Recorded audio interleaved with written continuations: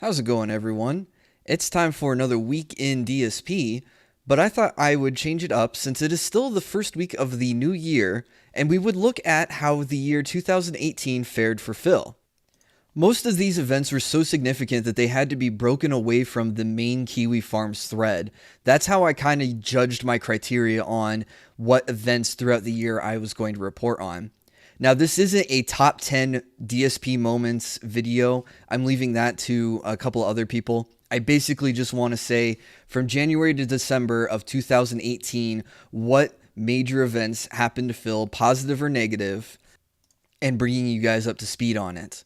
The part of the reason why I also want to do this is I didn't come into the scene until around May, so there's still even stuff in the early part of 2018 that I don't have 100% correct. And a lot of people may have heard about things, but now these things are a year old now. So what happened? Where can I find more information on it? And what's the spiel? Now, before I get into the major events, let's look at Phil's statistics, kind of like how we would look at his schedule on a week in DSP. We're going to start with the website socialblade.com because this website tracks his views and his subs on his YouTube channel, which is one of his main sources of income. Now, Social Blade keeps track of the information going back a couple of years, but we're only going to look at from January 18 till today. And as you can see on January 1st, 2018, Phil's monthly views was just about 2 million views. Almost. Not quite, but still a respectable number. And you continue on throughout the months, and you get to May and June, and he's over 2 million views a month. Now, all of a sudden, this completely tanks off in July. We're at 1.25 million, but still over a million. And it doesn't fall under a million until September, and he has yet to crack a million views since then. November being particularly low, where he was even under 900,000 views. It looks like he had a little bit of a tick up in December. It is possible he might trend back towards a million views at sometime in 2019, but right now things aren't looking too hot for him on the YouTube front. Now that's okay. According to Phil, YouTube is just an archive. He's lost his partnership. He stopped doing the 10-minute video clips and he's started uploading in hour-long segments. And he's even stopped uploading custom thumbnails on some of the game clips. Most recently, you will see that there is no Black Ops thumbnail and no Minecraft thumbnail. Now let's head over to twinge.tv. This is a website that's similar to Social Blade, but it's used for tracking Twitch broadcasts and Twitch growth. And if we swap to the past 365 days filter, we can really see some serious falling off on Phil's average viewership. About a year ago, he was getting somewhere in the 500 range of viewers a day. Now he's down in the 300s, not even cresting 400 viewers a stream on average. This is significant because the amount of views you have on Twitch is what pushes you up and down the category that you're in to see who's up near the top. The more views you have, the more near the top you are, the more likely you are to attract more views. It's kind of like a snowball effect. YouTube's the same way. Once you break a few views, some subs, and you can like start breaking into the algorithm and YouTube starts recommending you on other channels and off of other video playlists, then you start to get more and more subs. I can attest to this because my channel in the last month or so has almost doubled its viewership from 400 to 800. Even Wings of Redemption recognizes that subs is what matters, not just views. But the only way you can get new subs is if you attract in more viewers. You have to have some way, some pull, and something to keep people in and watching your streams. But that's not the case for Phil. He would be fine with streaming towards 20 people if all 20 of those people were giving him money. But I think that's a backwards way of looking at it. How are you supposed to measure that as a successful business if less and less people are watching you? Less and less people are watching you on YouTube. Less and less people are watching you on Twitch. What is his main pull? How is he going to continue to fund 2 houses and 2 people under one roof? The whole I don't care as long as there's one person watching me thing works out if you're just streaming as a hobby. But Phil doesn't have a day job that he goes to. He doesn't have a plan B. He doesn't even have a nest egg. He has nothing to fall back on. He is all in on being a content creator, whatever kind of content that he makes, just raw, unedited, barely any commentary, gameplay.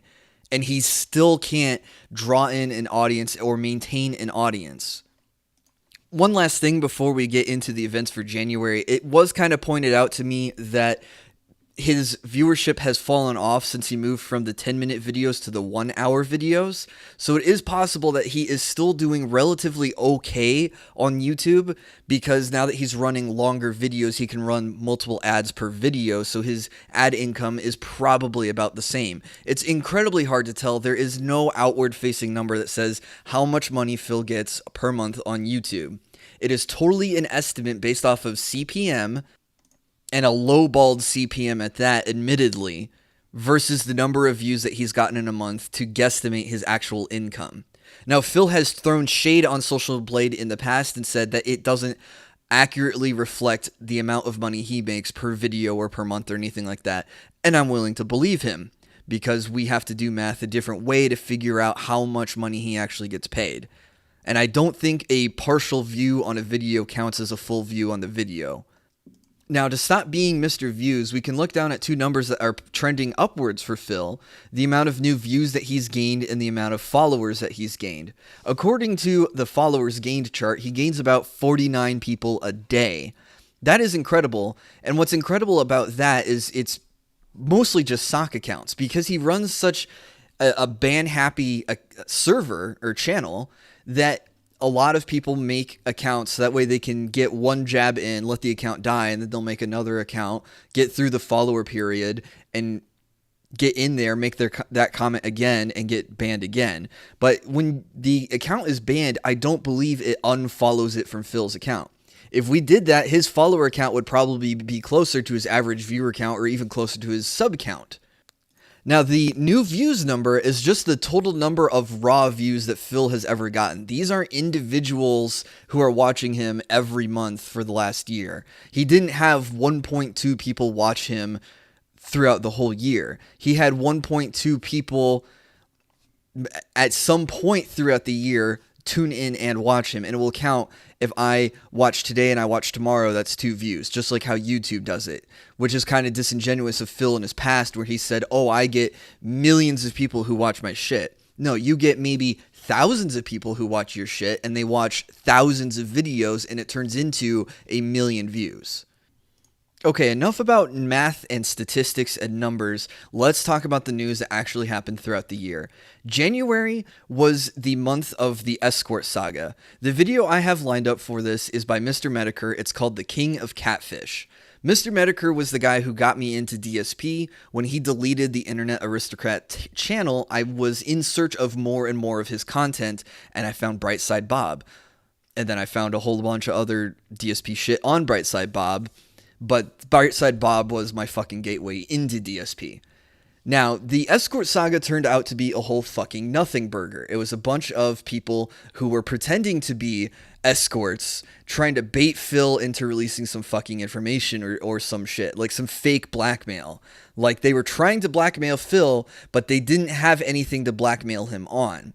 And they had used some accounts that looked like that there were actual escorts to try to add some legitimacy to it, but these people weren't doing anything with Darkside Phil. So in the end, the Escort saga kind of put egg on the detractors' faces. Phil got to use this for ammunition for the whole year. He has not once stopped talking about this, just like the 29-inch cardboard dick, that the detractors made up this whole thing and believed it and used it to try to take me down. So it just tries to paint us as a whole group of A-loggers. Now, there are some A-loggers within the community, but for the most part, most of us just want to sit back and laugh and slap our heads in the fucking ridiculousness that is Darkside Phil. How does he keep doing this day by day, and how does he keep getting away with it? How do people keep falling for this fucking marketing scheme of this guy continually needing more and more and more and more money? It's a fucking black hole how much money this guy needs.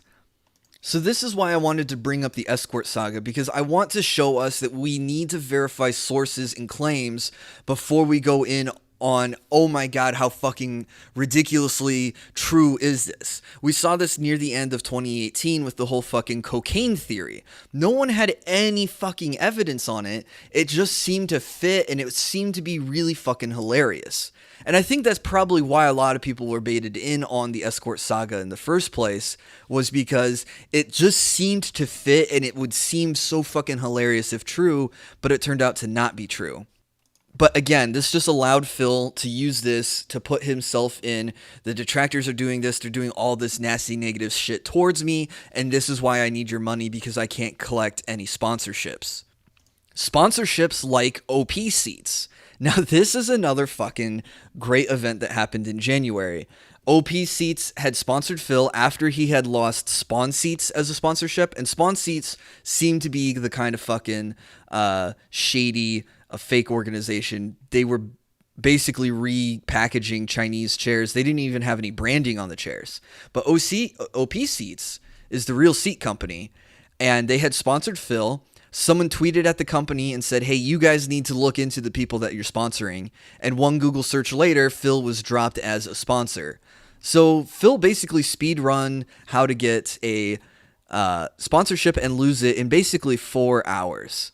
And this is significant too, because a major sponsor like that, someone that he can shill every stream when he's streaming 6 days a week, who knows how much money that can come through on that.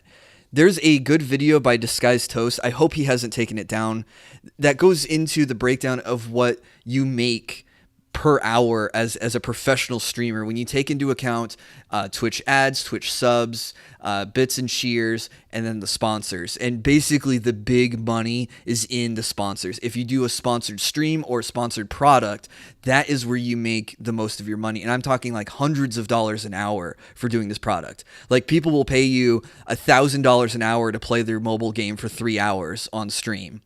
And if they offer less than that, less than $1,000 per hour, it's not worth your time, according to him.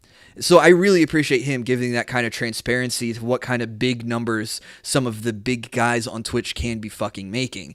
And Phil was on the cusp of making that. Keep in mind, he was at 500 viewers on average. His sub count was in the 600s, I want to say. Unfortunately, I don't really have the numbers from back then, but you can probably look back on his streams uploaded to YouTube when he had the leaderboards, and you can see what his sub count was. It was actually a little bit inflated, I want to say, but his views were high, his subs were pretty good.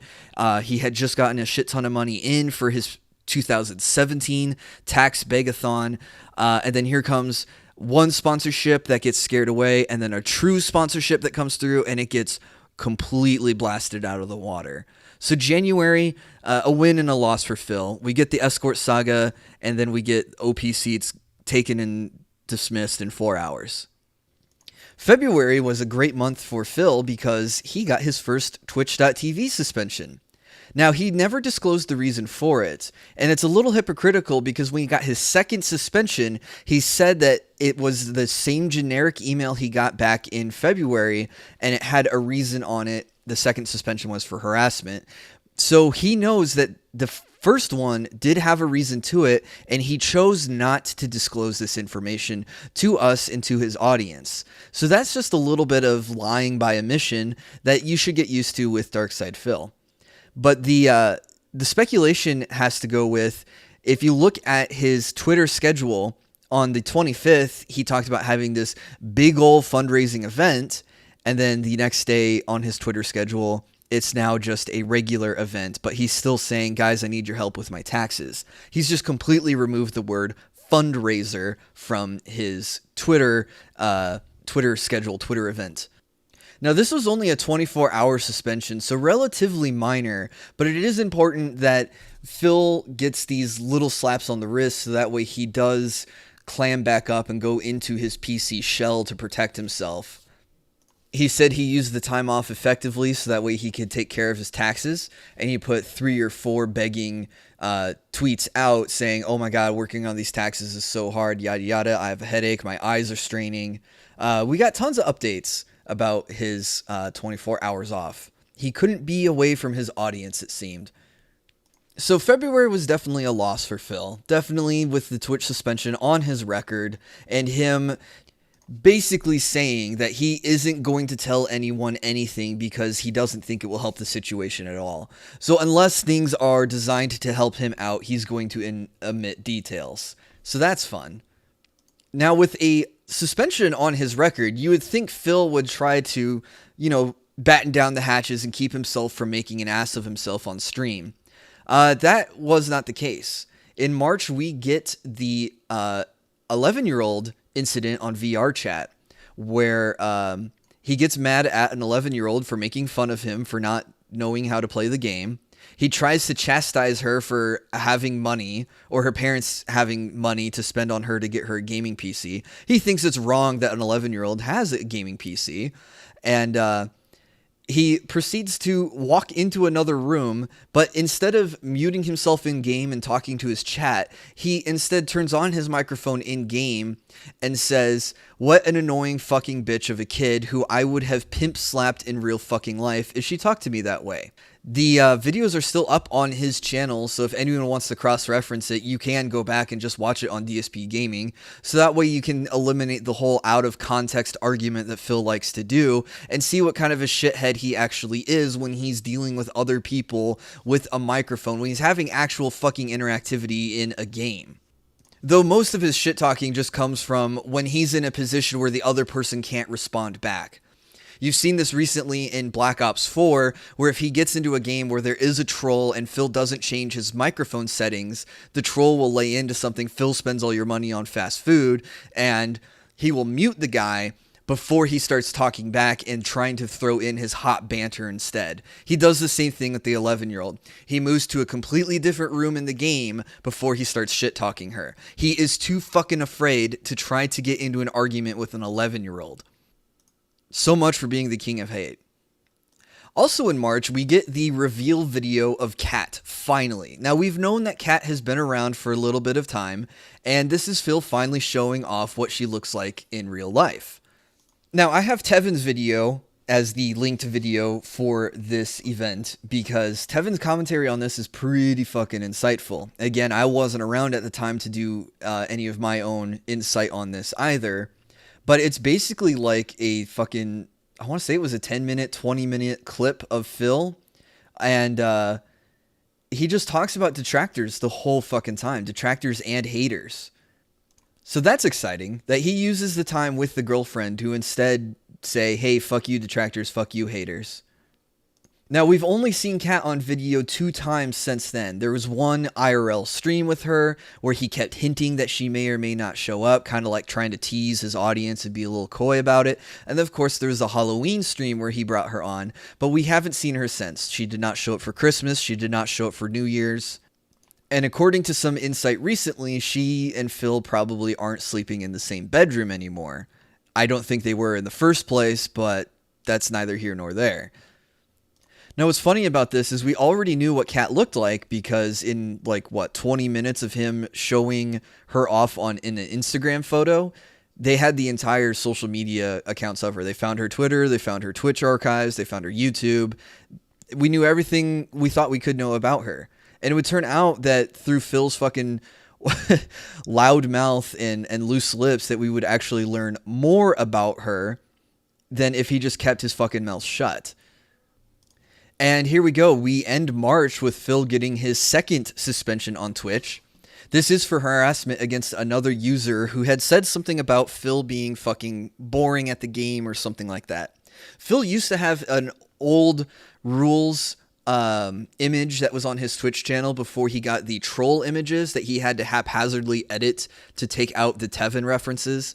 But the old rules used to allow for you to make fun of Phil's gameplay. Not allowed to make fun of Phil directly, but Phil never obeyed that rule 100%. You would say that he's shit at Far Cry and you'd get fucking banned. So this guy was talking about how fucking boring it is to watch Phil get handheld through Far Cry.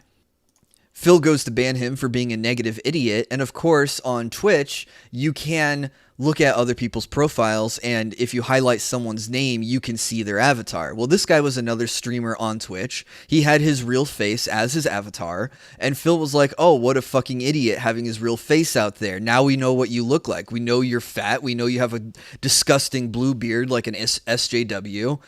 And that violated terms of service for harassment, because you are not only just publicly lambasting this guy because he doesn't like your stream, but now you're making fun of his appearance and trying to associate him with SJWs, which kind of polarizes in Phil's chat because there's a lot of anti-SJWs in Phil's chat.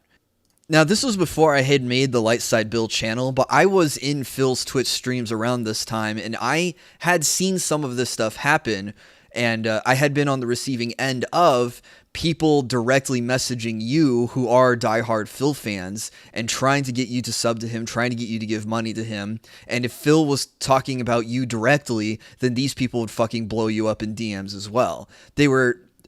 I'd hate to say it as bad as the detractors, because I know there's detractors who like to message the top pay pigs and be like, why the fuck are you giving Phil money? But on the flip side, the pay pigs will message you and be like, why the fuck aren't you giving Phil money? So it fucking goes both ways. There is some disgusting behaviors on both sides. But while Phil is on Twitch, he has to play by Twitch's rules, and the rest of us, some of us, can't stream on Twitch anymore because we've been banned from it, or have no interest of streaming on Twitch, so we don't really have to play by the rules, so we're in the advantage, I guess, in terms of trolling. Now, what's great about this suspension was it was supposed to be an indefinite suspension, because they take harassment very seriously on Twitch. You're not allowed to make fun of other people. You can't make fun of their appearance. You can't make fun of their politics. You can't make fun of their gender, this, that, and the other. Now, the shitty side of this was Phil somehow managed to get an indefinite suspension, talked down to a 3-day suspension, and then 2 days later, he's back on again and streaming. So indefinite into 72 hours into 48 hours. And he just spent the whole time with Kat, according to him. They just did grocery shopping and errands or whatever. So I guess it was a blessing in disguise for him, because he got to take a little mini staycation. He loves those. So all in all, March was a pretty big loss. The Kat reveal did give him a win in some ways, that he gained some money by flashing her on the camera, but threatening to beat up an 11-year-old and getting his second suspension on Twitch really was not a good move, and we're not even halfway through the year yet. April is Phil's birthday month, and he decided to do a week-long birthday celebration for himself.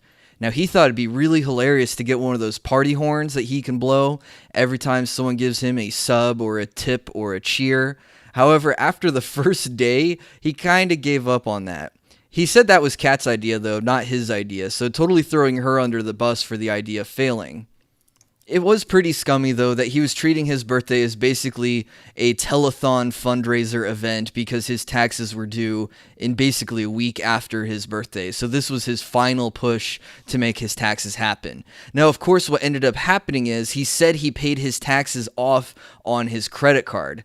His state taxes, I believe. Maybe not his federal taxes due in April. But all this fucking fundraising, and it was not used for his taxes. He said he spent $5,000 on the taxes, $5,000 on the tax attorney, and he put it all on his credit. So all the money actually being raised wasn't going towards the purpose that it was being raised for. So for Phil, you'd probably count this as a victory because he survived to turn 36. And Kat made him a really delicious cake that he took fucking forever eating, and he only ever ate one slice of, and he had to take like 20 sips of water to wash it down. So that's exciting. April does seem to be the start of the downward trend of his YouTube viewership. So maybe, just maybe, after the week-long begging, that his fans, or at least some of his fans, just wisened up a little bit and said, I guess Phil really just doesn't need any more help from me.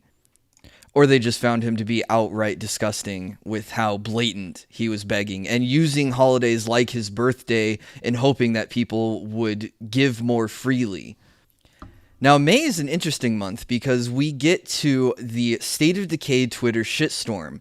So much shit was stirred up by DSP that he eventually deleted the tweets, said that his comments were taken out of context and they were only meant for people who had listened to his streams so they knew his full context, because he had been talking about paid advertisements and shills on Twitch before and why he will never do a shill stream or anything like that. This was prompted by people who were actually given the game, I think, a week in advance as a sponsorship to play early to start, sowing the fields and getting people talking about the game. Phil instead paid for the premium version of the game, which got him to play it 3 days early, and that still wasn't early enough for him. So he was still trying to get it earlier than the average Joe gamer, but that wasn't the absolute first person to get it, so these other people are not real gamers. They can't shit talk the game. They have these review embargoes. They can't say how terrible the game is, etc., etc. And this just got all over the place. It got Phil a lot of attention, but not the attention that he wanted, because it was basically the "Why Am I Toxic" sound clip played over and over and over and over again right back in his face, and it forced him to look into the mirror and see how sad, upset, and grumpy of an old man that he's become, that's just pretending to be an honest gamer who enjoys playing video games for the games and not for the money. Now, Phil's damage control in this whole scenario is fucking great too, because he basically comes back onto his Twitch stream. There's an inflated audience view because people were expecting, oh my god, how is Phil going to spin this? How is Phil going to overcome this? What is he going to do to change the story? And instead, he just basically doubled down, but no one caught on to the doubling down because it wasn't on Twitter. It wasn't a quick, easy 140 characters that can get retweeted, retweeted, retweeted, and retweeted. It was just his fucking Twitch clip. He deletes all his Twitch clips, and no one's going to search through his hour-long pre-stream that gets uploaded to YouTube to find that clip. So the damage control was almost as bad, if not worse, than the initial comment, but of course nothing became of it, and it just marks another chapter of Phil being an asshole. And this just goes further to show the theory that I've talked about before, how I hate to use the word cancer, but Phil is like a fucking tumor in the gaming community. He shits on developers, he shits on other creators, he shits on other gamers, and he shits on his fucking audience. He even shits on other players in these games. He does nothing to collaborate with people. He does nothing to promote stuff. He keeps saying, oh, YouTube, you can only get popular if you make negative reviews, but everything he does when he's playing a game is talking about, how did Treyarch fuck this? How did Minecraft not do this right? This game isn't realistic. Super Smash Brothers isn't realistic. Ryu in Smash can do something he can't do in Street Fighter V. Just constant nagging. And if you try to show him any criticism or any advice, you're being a nitpicking asshole, you're being a negative asshole. So only him's supposed to be this font of negativity, which he tries to somehow spin as positivity because it's money flowing his way. The only positive sign he's looking for is next to the deposit in his bank account. People were looking for Twitch to do something to Phil about this because he was shitting on other Twitch streamers, which is a huge no-no. He's been suspended for this in the past. It's supposed to be an indefinite suspension, but it got talked down. And somehow him being able to call out other developers, other producers of games, other game companies, other streamers, people from affiliates and partners alike were even like, Phil, this ain't it, chief. And nothing came of this. And a lot of people were expecting something or even hoping for something because this was so close to his second suspension in March, where Phil was trying to go 90 days without a third suspension because he thought a third strike would be the end of his channel. And this, in all fairness, probably should have been. This was a major PR blunder because it painted Twitch in a negative light for having this guy on their platform. It gave Phil more fucking negative PR, almost as much negative PR as the masturbation stream, but he still isn't known for that, you know? People may reference this Twitter shitstorm because Phil does every once in a while get some gin in his system, stay up way too late, watch some wrestling, which probably gets his testosterone fired up, and he's like, I'm angry at the world, I'm going to fire back, and I'm going to use Twitter to do it. And he does tweet something out that's obtrusive or whatever, but he's never done anything on the scale of the State of Decay shitstorm. I think the closest we got to that was the calling Ninja a Muppet tweet, because that one got taken down, and he might have gotten a talking to over that one. You know, looking at the whole year, as we're getting up on the middle point, it does look like April was the last high point of his career in 2018. Everything from here on is just him continually sliding down the scale, and probably explains why his YouTube has fallen off and his Twitch has fallen off, because of these shitstorms he keeps starting, and just more and more drama that he keeps saying is not his fault, that there's nothing he can do. Because we come into June and DSP's YouTube channel, DSP Gaming, disappears. Now, the reason why it disappeared is because he had his YouTube account linked to his Google Plus account, which is something all of us had to do in order to keep our YouTube accounts. Now, every time you uploaded to YouTube, it would automatically push out a message to Google Plus, a feature that Phil could have disabled, but he was too lazy to. Now, for him uploading his 40 videos a day, his 40 10-minute clips, each of those videos created a post that's pushed out to Google Plus. And that triggered Google's anti-spam measures to shut down his account. All in all, it probably took him about 12 hours to get it down. However, his constant bitching about the situation and his begging about, I don't know what I'm going to do without my YouTube channel, netted him about $1,000 in donations. Now, what's really great about this scenario is when he finally got the channel back, when YouTube had taken it down, it turned all his videos to private. So he had to go through all 50,000 uploads and swap them from private to published again. Now, what this did was, not only did, if you were a sub to DSP Gaming at this time, did you see 1,000 uploads from Phil at once? But he was just doing it in mass. He didn't care which video it was. So we got the Neo pre-stream where he masturbated, was unprivated, and then flagged again. So he got a community strike against the channel. He also unprivated all of the Q&A videos, which is what the $50 plus patrons get every month. And I was able to capture all of those Q&A videos when they leaked and have them re-uploaded to this channel. There's nothing super juicy in them. It's just, it goes to show how fucking minimum effort Phil is. That this is a person who's giving him $50 a month, and he can't, it just looks like he starts recording the video right after a stream. Like, this isn't a dedicated thing. He's not doing this in another spot. It's still on the same love seat, and it's still with the same camera angle, and he's still doing the wacky waving arms, the rocking back and forth in the chair, and his eyes are darting all over the place, like he's looking for tips and cheers while he's doing a one-on-one video with you. And the one-on-one video doesn't even get like Dropboxed to you or anything. It's uploaded to his YouTube channel and you get a link to the unlisted video. Part of the reason why Phil is able to get $1,000 in donations during this event is he has no shame in immediately turning himself around and making himself the victim. He said that in the 12 hours that he wasn't able to have YouTube, he lost hundreds of dollars from views that he wasn't able to get in that time. July brings us two juicy bits of the DSP lore. The first is he loses Curse Gaming. And what happens when he loses the partnership and decides to go alone with his own AdSense account is it's revealed that his AdSense account is banned.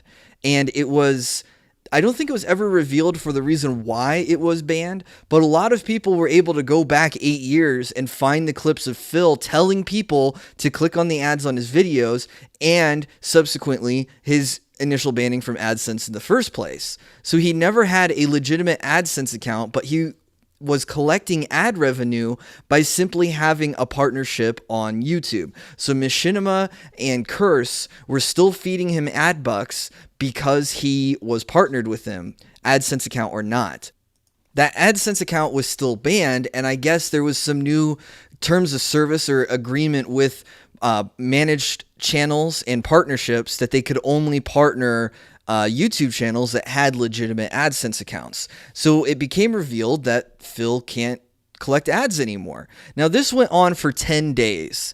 I really want to emphasize that this issue was 10 days from when Curse dropped Phil to when he was able to regain ads on his YouTube channel again. You can go and look at the timeline on Kiwi Farms. It's not that hard. Phil, on the other hand, would rather make believe that he lost it for 3 weeks or a month. He rounds up in this case. So he uses that to say, oh, there's all these things in the cosmos that rally against me and prevent me from gaining money. The Detractor's causing me to lose the OPC sponsorship. Curse Gaming dropping me. My AdSense account being banned for a month. Me being sick for a week. He's going to throw all of these things and say, there's all these things that I can't control. Nothing is not my fault. I really need that money, guys. Please help me out.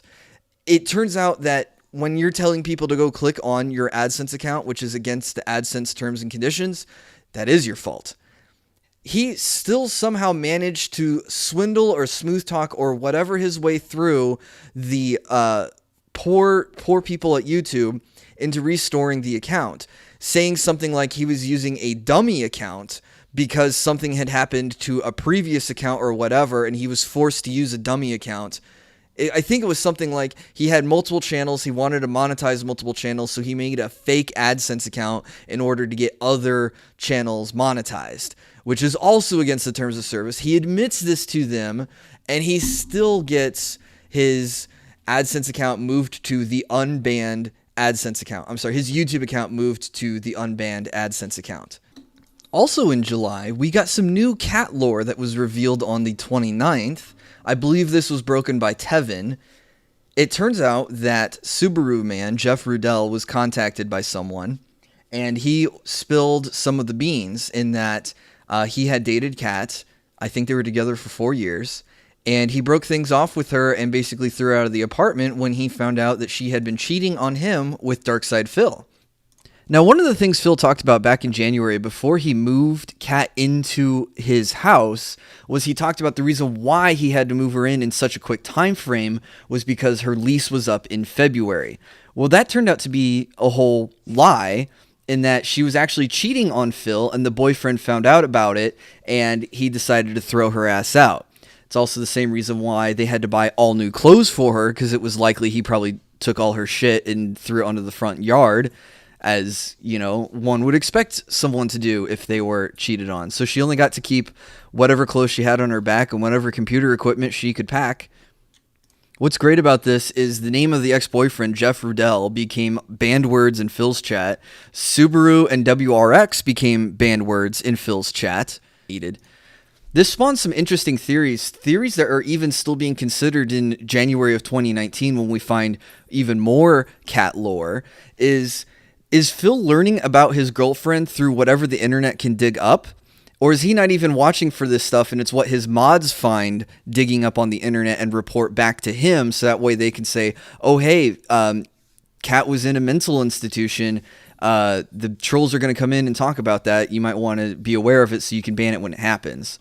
Or they're going to say, oh, hey, there's probably just going to throw it out as like, oh, the detractors are making this shit up. Be prepared for these detractor memes about Kat being a cheater. So it's interesting if it's planting the seed of doubt in Phil's head or if he's so completely detached from the real world that he believes his fantasy 100%.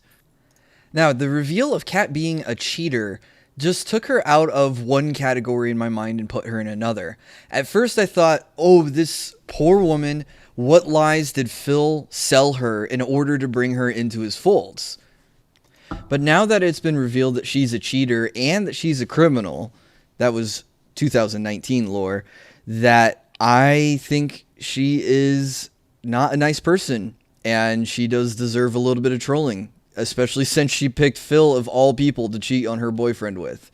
Cheating is inexcusable anyways, but I mean, you couldn't pick a fucking better mate? Like, why trade down instead of trading up? I don't fucking get it. Now, August was a bit of a slow month. The big event that I was able to pick out was Phil's big sponsored stream.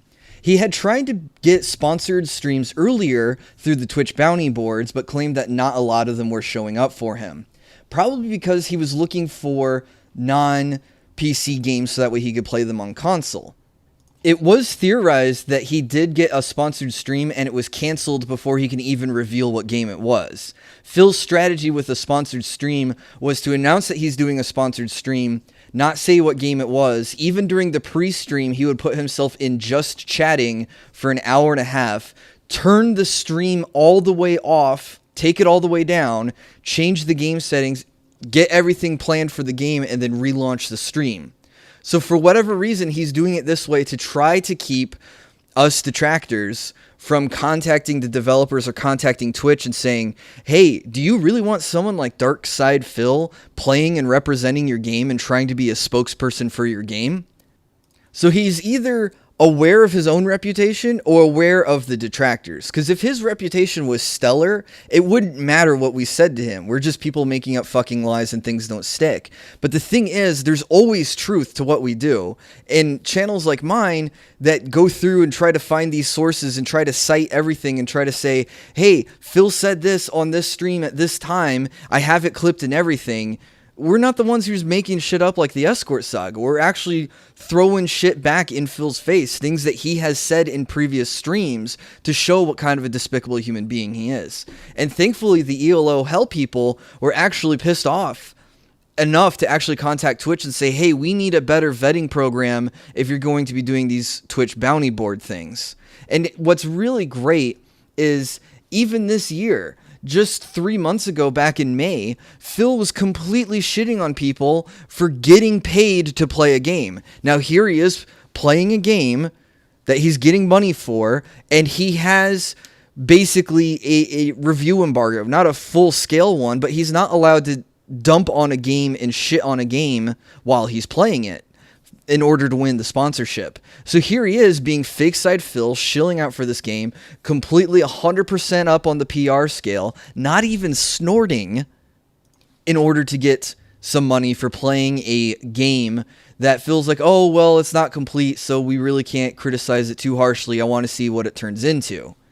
The last point I want to make about the game ELO Hell is that Phil has never played a MOBA game. He's never played League of Legends. So there is a lot of inside jokes that are part of the storytelling of the game that Phil is not going to get because he's never played those genres before. And he didn't use the sponsored stream as like a gateway to get into playing, I don't know, StarCraft 2, League of Legends, Heroes of the Storm, any of these free-to-play MOBA games or even top-down strategy games. Just be like, oh, I was real interested in checking these things out. Not even just as a cursory thing just to explore it. There's so many other genres and so many games he picks up and plays for 4 hours and then puts down and never touches it again. He could have made any of those games the same thing. All of those games have you versus PC, and you can even give yourself PC AI. You don't even have to communicate with another human being if you don't want to, which is one of the things Phil's afraid of. So instead of doing any of those things, using it to like lead into more, I don't know, I'd hate to use the term storyline, but he didn't even use it to go into anything else. He picked it up, played it one time, and then he didn't touch anything even tangentially related to ELO, MOBA, strategy. Nothing like that.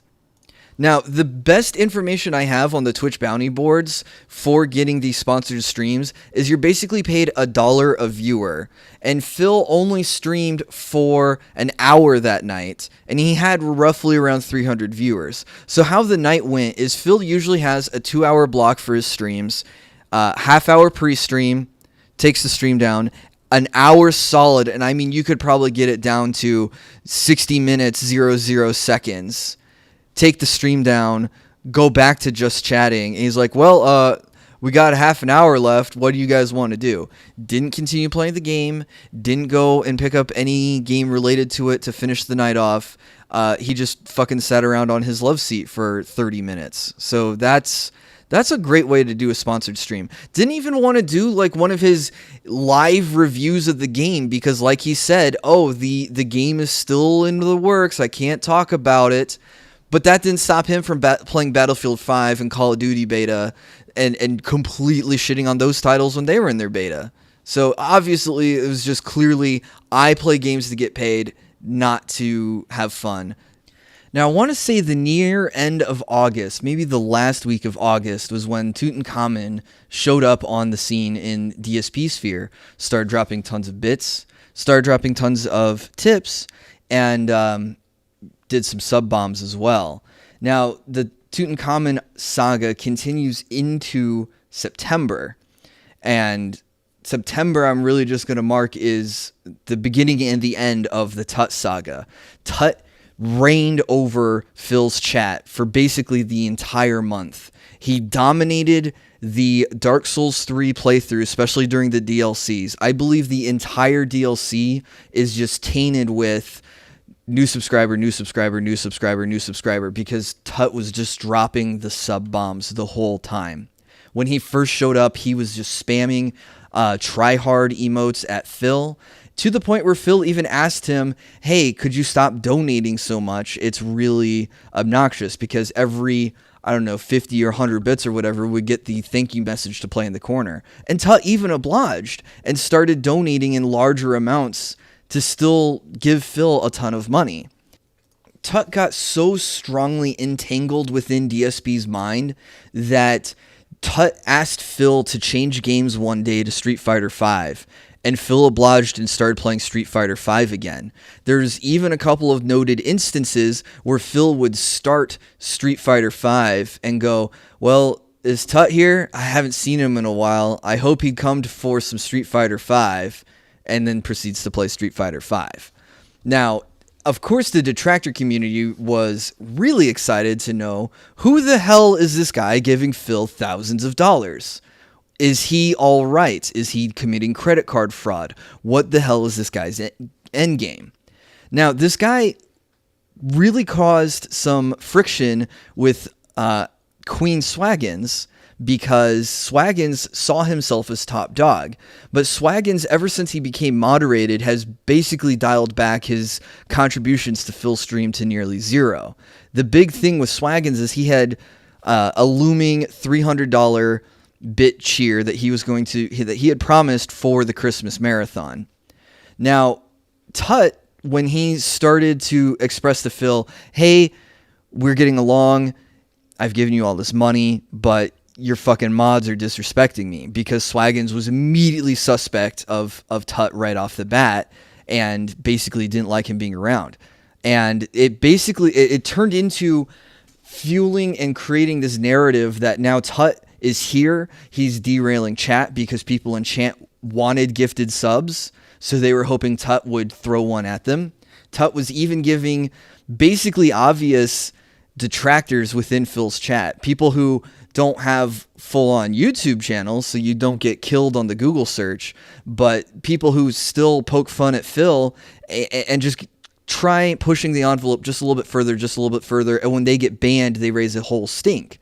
So people like Jake Likes Cats, for example, was on Tut's good side, got banned when he pushed Phil a little bit too far, and Tut demanded him to be unbanned, and lo and behold, he got unbanned, much to Swaggins' chagrin.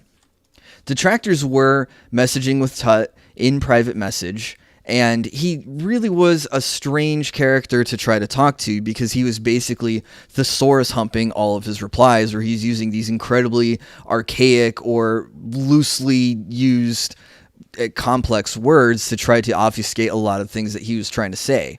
Basically going through and using big words to mean nothing in his replies to people's direct questions about who he was, or why was he supporting Phil, or why was he giving Phil so much money.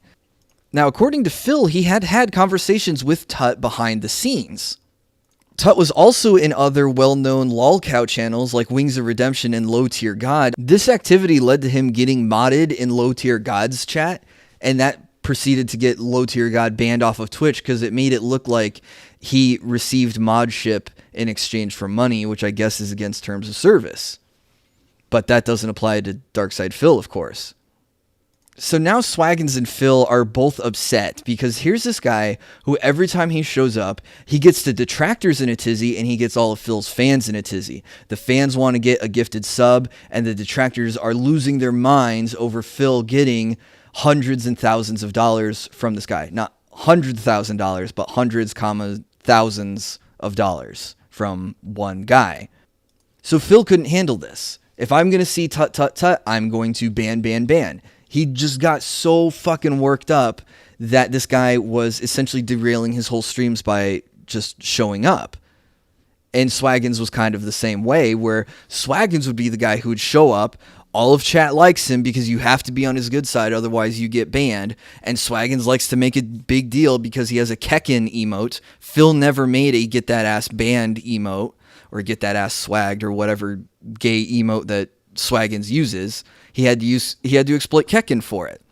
And so Swaggins would make a big deal anytime he banned a detractor. He's like, oh, look at me, I'm saving Phil, I'm saving the stream.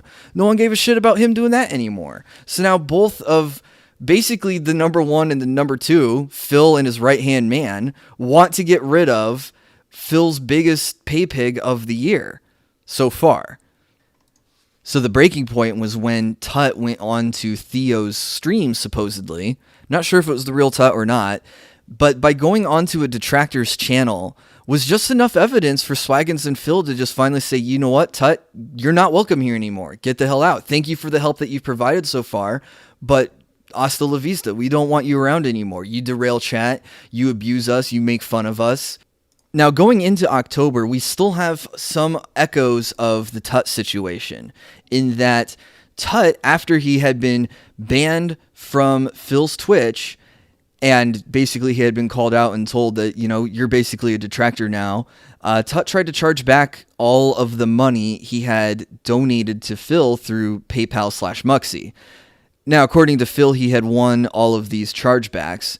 And this is a minor story, I want to say, because Phil gets chargebacks probably all the time. It's a significant amount of chargebacks. Phil makes a tweet longer on it, but I still don't think it's a major news source. The major event I want to say that happened in October was the Halloween marathon, and what a fucking disaster that was. Phil shows up an hour late, and he blames him and Kat having to get into costume. Not like you had a date and time figured out for this event basically 2 months in advance, and so you knew when to get in here, and you couldn't fucking allot enough time to put on Phil's shitty Bob Ross costume, which is the palette, the paintbrush, and a fucking wig and fake beard, plus the clothes, which is what, a button-up shirt and jeans. And then Kat had actually, all things considered, a not so bad generic steampunk lady outfit. Now, so they show up an hour late. Phil does a terrible Bob Ross impression for a majority of the stream, and Kat does not talk the whole time. She looks like a fucking hostage at this point. There's even a moment where Phil says, "Honey, don't you want to say hi to the chat?" And she just shakes her head. I mean, that's really sad that she doesn't even want to interact with the people that are paying for the roof over her head. Now, of course, Kat doesn't stick through the whole event, and Phil kind of flip-flops during the event about why Kat got up and left. At first it was, well, she doesn't like gore and violence, which, okay, that's understandable. I'm kind of the same way. I couldn't play Outlast. I'm a bit of a pussy in that way. But then Phil said, before the break, that she had some friends to go meet up with. Kat was actually going to a real Halloween party. However, after they go on break and he takes Kat out and starts setting up for the next game on the PC, he comes back and just starts ranting and raving about trolls ruining the event and making Kat cry, this, that, and the other. And he said that he knew that this was going to happen, and yet he still brought her on the camera. So I don't know if Phil is not the one who is completely innocent in this situation here. He knows that he has trolls falling around. He knows that I don't know if he knows that he gets easily triggered when people point shit at his girlfriend, but they weren't reading anything about him and Kat. It was just getting deleted and deleted. At one point, he did even ask her, does she like horror movies about possessions and exorcisms, which is a huge yikes if you know Kat's history and know about her demonic worshipping mother or whatever that whole story. I don't even know that whole story. But it's bad. So then we get this whole Tevin rant, which even leads into him borderline calling out a witch hunt against Tevin. He's saying, look, you do all these nasty things, the karma in the universe is going to come back and get you, and it's not going to be me who does it, which to me, when I heard that, was kind of like a wink wink. You know, hey, my loyal pay piggies, go gnaw this kid's ankles off or whatever pigs do. Now, I pointed this out in my video too, with them taking an hour to put their costumes on, doing a pre-stream still, and then taking frequent breaks, a break basically in between each game. Phil was saying that this was supposed to be a marathon, but tally all the hours up of all the gameplay, and it was still an hour shorter than a regular day of streaming from him. The only difference being he doesn't have that 2 hour, 3 hour break from the day stream to the night stream. It's all just kind of smushed together. But still, some fucking marathon where we get less gameplay than a regular day of DSP streaming. Before I forget, Phil premiered a DSP Tries It that was Halloween related, and it was a fucking disaster. He got the Nightmare Burger from Burger King, which I guess is a burger patty, a chicken patty, and the buns are food dyed to be green colored. So it looks, and you eat it and it's supposed to turn your tongue black or something like that. Now, fast food's disgusting. I do eat it every once in a while. I need to eat less of it. But what I will tell you is how disgusting Phil looks doing this video. And what was really great about this video is it led to screen caps from Dracula Penis, who I guess is a nutrition coach or sports coach or something like that. But they were able to analyze Phil's fucking disgusting gout-ridden body in really good detail, especially for taking his claims of being a former bodybuilder and basically putting all of that to fucking bed with good facts about the development of fat on his body. He has no fucking development. He has negative trapezoid muscles on his neck and shoulders. His arms are super fucking tiny and skinny, yet he still has this huge belly and tits that just go straight down. No definition, no curves, no bones, no nothing. He looks awful. So that's what we got with the DSP Trizu. We got to really see a close-up of his health from the waist up. We got to see just how really, really bad things are for him. November was a great chapter in this season of Dark Side Phil because we get the Thanksgiving State of the Stream address. There was also a King of Hate podcast, but that was basically a nothing burger compared to the State of the Stream. And he did the King of Hate first and the State of the Stream afterwards. People wanted to show up and see and hear what he had to say, how his streaming was going, and what stuff was happening behind the scenes. A long story made short is that Phil turned this into another amazing begathon. He used things like King Tut giving him a crap ton of money as a way that harmed his business, because apparently when other fans saw Phil was getting a lot of support, they kept their wallets shut and didn't let the money continue to flow into Phil's hands. Additionally, he apparently wasn't telling the whole truth back in the summer when he lost his Curse Gaming partnership, and he went through another retelling of the story, which basically came down to the trolls and the detractors were sending so many false reports, and Curse had to have a manual review process to go through every report, and it was just too much manpower to keep DSP around. But people who are contradicting DSP by saying that there were other people who lost their Curse partnership were of course rightly banned and ignored. The other great thing that came from the State of the Stream address was the reveal that he needs $16,000 between Thanksgiving and April 15th in order to get enough money to pay what he considered a rough estimate of his 2018 taxes. Now, I use the phrase rough estimate to give Phil a benefit of the doubt, considering how there was still a month left to go in 2018. And he likes to use the holidays as a particular season of begging because people are in the mood of gift giving, because that's what Christmas holiday is all about. And that's why it's Phil's favorite time of year, because people are in a giving mood and they give to him. Plus, all of his kid viewers get all of their Christmas money around Christmas. So here's the thing. Phil needs $16,000, and in December, a mysterious benefactor who has never followed Phil before, never chatted in his chat before, and changed their name the day before they gifted 1,300. That is 1,300 subs into Phil's channel. They started with tier 1 subs and then turned them into tier 3 subs. When you do the math on the amount of subs that Emerald 7 gifted in Phil's chat, it comes out to about $12,200. Now, if you bring this fact up to Phil after the holidays, because he was sick for a week leading up to New Year's Eve. So from Christmas Eve to New Year's Eve, he took the entire week off practically. He was sick, which when he came back at the start of 2019, and so far 11 days so far into 2019, he has referenced this fact that he lost a week of work And that way, that means he lost a week of money, and he really needs his audience's help to make up the difference. However, if you bring up the fact that he's already made something like $12,000 from Emerald 7, he says, oh, I don't really know the breakdowns of how much money I get from tier 3 subs, which is a lie. He has spoken about that before in the past. There are videos that have him in his pre-stream saying how much money he gets per sub. But then he also now says that the 16,000 was just a rough estimate again, and that he might actually end up owing more money this year for his last year's taxes. So that means don't stop giving him any money. Now, this kind of parallels the situation that happened last year in 2017, where Phil again made this whole big stinking thing about needing help to pay his taxes, but he ended up putting it on a fucking credit card instead.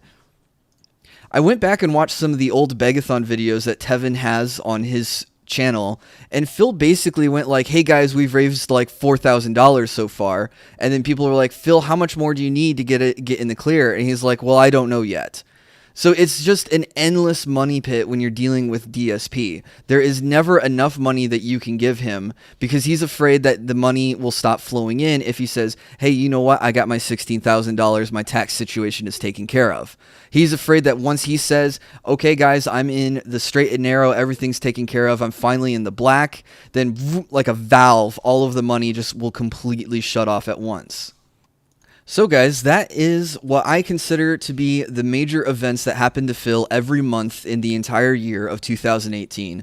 I'm sorry this video was late. My intention was to have it replace a week in DSP, but I kept pushing it off because I ended up doing restreaming or working or having other things come up with it. So I greatly appreciate your patience. I also greatly appreciate everyone's support so far. The channel has been growing a lot. I kind of hope actually that we might actually cross over the 1,000 mark by the end of January. I don't have any sub goals with that, but I think it'll just be a fantastic number to work towards. It's been a really great ride so far, and the channel's not even a year old yet. Please feel free to share this video with your other friendly detractors. I know with Secret Life of DSP moving on with other projects in their life and not focusing on DSP so much, that there really isn't a year-end video. ProxyCon has said that he is going to work on one. I know the Jackal's Lair is working on one. I'm not trying to fill that void entirely, but I know people have been asking on Twitter, where is a year in DSP video? So this is the closest that I have to that. Also, feel free to follow me on Twitter. I retweet Phil shenanigans and memes, and the Discord if you want to join other great detractors. The links to those are down below. And with that, guys, I wish you good luck in the new year of 2019. I hope to see you in further videos or in any of my streams, and have a good day or night, and we'll talk to you next time.